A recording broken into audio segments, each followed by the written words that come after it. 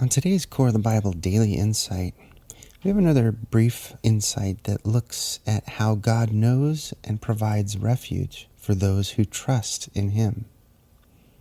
In Nahum 1:7, the prophet says, "Yahweh is good, as a fortified refuge in a day of distress, and He knows those trusting in Him." So in the context of pronouncing judgment against the city of Nineveh, the prophet Nahum provides a jewel amidst the various descriptions of God's wrath that's being poured out on His enemies. And he says, Yahweh knows those trusting in Him. And this was meant as a reassurance to the faithful in Israel who were living in a climate of Assyrian dominance. It's thought that at the time of the writing of this prophecy, that the northern 10 tribes had already been taken captive a generation earlier, and now judgment was falling on the enemies of Israel as well.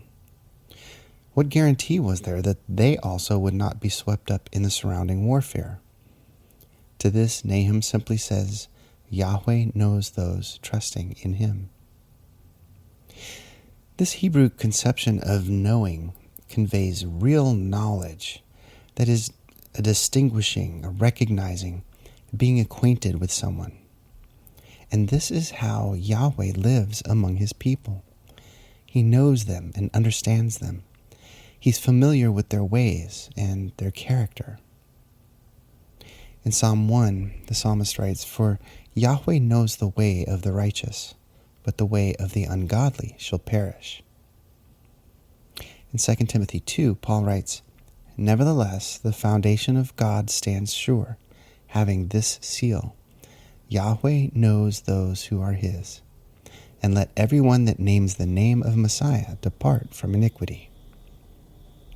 How often we struggle to understand the conflicts going on around us.